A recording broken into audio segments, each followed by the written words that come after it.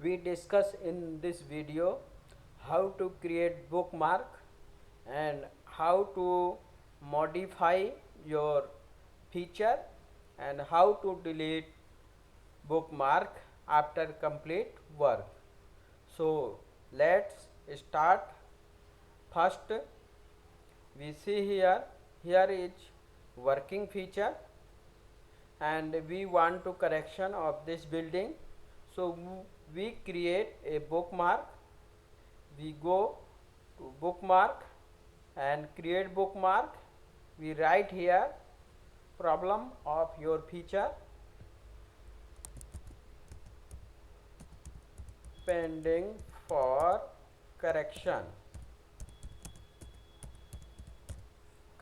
and OK, and we go to other feature and place. If after some time, otherwise next day you come to bookmark, so you come same feature, you modify and correction. So you go to bookmark and you see here pending for correction. You click here and go same building and correct it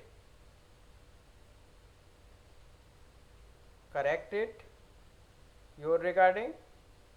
And if you want to delete, correction is complete. If you want to delete it, go to bookmark and manage bookmark.